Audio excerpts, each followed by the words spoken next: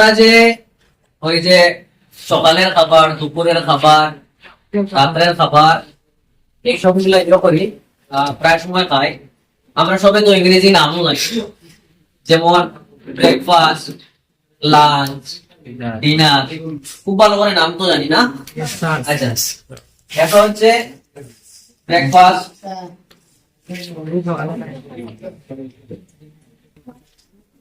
দ্বিতীয় হচ্ছে লাঞ্চ, তৃতীয়তে হচ্ছে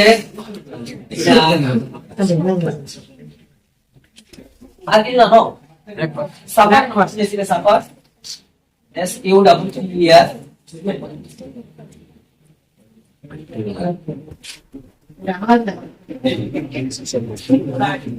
আচ্ছা, এই যে ব্রেকফাস্টকে সকালের খাবার কেন বলা? ব্রেকফাস্টের আসল বাংলাটা হচ্ছে প্রাতঃরাশ। প্রাতঃরাশটা হচ্ছে আসল বাংলা। এখন এটাকে সকালের খাবার কেন বলা হয়? কারণ ব্রেক মানে হচ্ছে ভাঙচুর করা, এটা তো আমরা জানি সব। হ্যাঁ, break the glass, break the window, broken window মানে ভাঙা গ্লাস। আর এখন হচ্ছে ফাস্ট, FAST, ফাস্টের অর্থটা আমরা জানি দ্রুত, তাই তো? কিন্তু ফাস্টিং বা ফাস্ট আর একটা হচ্ছে ক্ষুধার্ত থাকা, ভুক যেটাকে আমরা বলি, খেতে পাওয়া যেটা, হ্যাঁ, অনাহার অবস্থায় থাকা যেটাকে, এটাকেও বলে ফাস্টিং।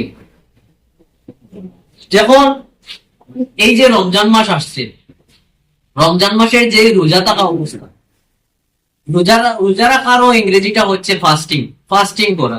হ্যাঁ, এখন যদি আমরা বলি সন্ধ্যা হওয়ার সময় যে ইফতারটা আমরা করি, এটাকে যদি কেউ ব্রেকফাস্ট বলে, লোকে তো হাসাহাসি করবে, ঠিক তো? ব্রেকফাস্ট তো সকালের খাবারের নাম, ব্রেকফাস্ট কিভাবে ইফতার করা হয়? এখন ব্রেকফাস্টের আসল অর্থ দেখতে গেলে আমরা সকাল বা দুপুর বা রাত্রের খাবার এমন কোনো কথা না। সাধারণত আমরা সারা রাত ঘুমানোর পর আমাদের পেটটা খালি থাকে। সারাদিন যদি একজন মানুষ ক্ষুধার্ত থাকে, অনাহারে থাকে, না খেয়ে থাকে, তো সে অবস্থায় হতো সে তার পেটটা খালি। যখন সে খাবারটা খাবে সারাদিন অনাহারের পর, সারা রাত্রে আমরা না খেয়ে থাকি, না খেয়ে ঘুমাই, সকালে উঠে খাই বলেই ব্রেকফাস্ট হয় আমার। ব্রেকিং দ্য ফাস্ট, এই যে অনাহারে থাকা, ক্ষুধার্ত থাকা মানে বুকে থাকা, ওইটাকে বন্ধ করার নামই হচ্ছে ব্রেকফাস্ট। তো সারাদিন ফাস্টিং, সারাদিন রোজা রেখে যদি সন্ধ্যাবেলা কেউ খায়, তা সেটাও ব্রেকফাস্ট হয়ে যায়। একদম লজিক্যালি কারেক্ট। এই জন্য কারেক্ট কারণ আমরা যে ফাস্টিং, এই ফাস্টটাকে ব্রেক করা, ব্রেক ডাউন করা মানে ভাঙা, এইটার নামই হচ্ছে ব্রেকফাস্ট। বুঝে গেছে? আচ্ছা, দ্বিতীয়ত হচ্ছে লাঞ্চ। লাঞ্চটার বাংলা হচ্ছে মধ্যাহ্ন ভোজন। মধ্যাহ্ন নয় যেটা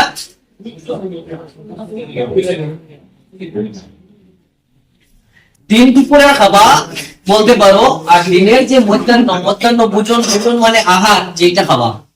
ডিনারটা হচ্ছে তোমার রাত্রি আহার। রাত্রের বেলা যে খাবারটা খাওয়া হয় সেটাকে ডিনার বলে। ব্রেকফাস্ট, লাঞ্চ, ডিনার ছাড়া একটা ওয়ার্ড আমরা প্রায় সময় পেয়ে থাকি, সেটা হচ্ছে সাপার। তো সাপারটা আসল যে অর্থ সেটা হচ্ছে নৈশভোজ। নৈশ হচ্ছে তোমার নিশা থেকে এসেছে, নিশি মানে রাত্রি বা রাত্র। রাত্রের যে সামান্যটুকু খাবার, ডিনার ব্যতীত, রাত্রি আহার ব্যতীত, রাত্রি আহারের একটা নির্দিষ্ট সময় থাকে, রাত্রে 9টা রাত পর্যন্ত সাধারণত ডিনারটা হয়। লেট নাইট বা লেট আওয়ার্সে যে খাবারটা খাওয়া হয়, শেষ রাত্রিতে যে অল্পটুকু খাবার খাওয়া হয়। আজকে মনে করো আমি ডিনারটা সময় মতো করতে পারলাম না, এর পরিবর্তে সামান্য খাবার খেয়ে আমি যখন ঘুমালাম, সেই সময় যে খাবারটা খাওয়া হয় ওইটাকে সাফার বলে। ওইটাকে আবার ডিনার বলতে পারবে না যে I have had my dinner. আচ্ছা, HAVE হ্যাভ মানে হচ্ছে আছে বা থাকা, এরকম আমরা কিছু পাই যেটা অক্সিলারি ভার্ব হিসেবে ব্যবহার হয়। কিন্তু খাবারের বেলা যে মিলটা গ্রহণ করা হয়, খাবারটা খাওয়া হয়, সেটা কিন্তু HAVE বলেও ব্যবহৃত হয়। যেমন হচ্ছে তুমি কি তোমার খাবার খেয়েছো, have you had your meal. তো এটা হচ্ছে প্রেজেন্ট টেন্সে যদি তুমি ব্যবহার করো, যদি একটু আগের জন্য বলো have you had your meal, are you having your meal. আচ্ছা, টেকিং মিলও ব্যবহৃত হয়। টেক মিল মানে টেক মানে লওয়া বা গ্রহণ করা, এইটাও ব্যবহৃত হয়। কিন্তু আসল যেই লাইনের অর্থ সুন্দরতা বজায় রাখতে গিয়ে বা প্রপার সেন্টেন্স আনতে গিয়ে আমরা এই এইচ এ বি হ্যাটাকেও আমরা খাবার গ্রহণ করা বা খাবার লওয়াটাকে প্রায় সময় ব্যবহার করে থাকি। তো I have had my dinner at late night বললে সঠিক সেন্টেন্সটা আসবে না, সঠিক লাইনটা ব্যবহার হবে না, যে আমি আমার রাত্রি খাবারটা খেয়েছি অনেক দেরিতে।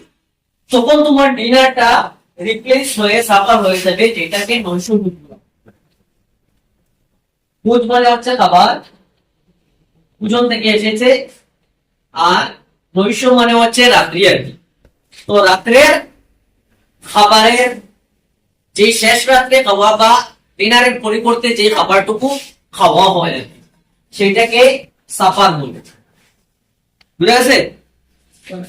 ব্রেকফাস্ট আমরা জানতাম, লাঞ্চ আমরা জানতাম, ডিনার আমরা জানতাম, সাফারও কোনো কোনো কোথাও পাবে, সেইখানে হয়তো তুমি সন্দেহ করতে পারো।